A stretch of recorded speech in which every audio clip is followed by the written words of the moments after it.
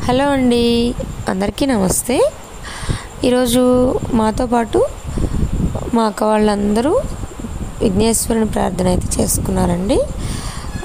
ఎంతో చక్కగా అలంకారం చేస్తారు చూడండి. మనకి పందిరి సెట్టింగ్ ఎలా ఉంటుందో ఆ విధంగా అయితే డెకరేషన్ చేశారండి. మనకి వినాయకుడి పందిరిలో ఏ విధంగా అయితే పందిరి వేస్తామో అదేవిధంగా పందిరి వేసి ఫుల్ లైటింగ్ తోటి ఎంతో చక్కగా అయితే అలంకారం చేస్తారండి. అందరూ విఘ్నేశ్వరుని డిఫరెంట్ స్టైల్లో ఎవరికి నచ్చిన తీరిలో వాళ్ళు అలంకారం అయితే చేస్తూ ఉంటారండి. ఈ డెకరేషన్ చూస్తే నాకైతే ఎంతో ముచ్చటేస్తుందండి.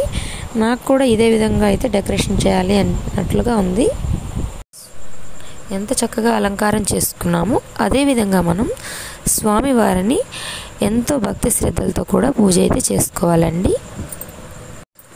ఈరోజు వినాయక చవితి జరుపుకునే వారందరికీ మరొక్కసారి వినాయక చవితి శుభాకాంక్షలు అండి.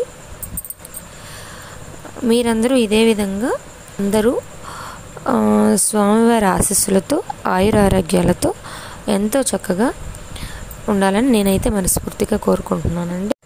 మరొక విషయం అండి, చూశారు కదా మేము ఏ విధంగా అయితే స్వామివారిని అలంకారం చేసామో. మీకు కనుక మా డెకరేషన్ నచ్చినట్లయితే మీరు మాకు కామెంట్ రూపంలో చెప్పగలరు. అంతేకాక మీరు ఏ విధంగా డెకరేషన్ చేసుకున్నారో అది కూడా చెప్పగలరు.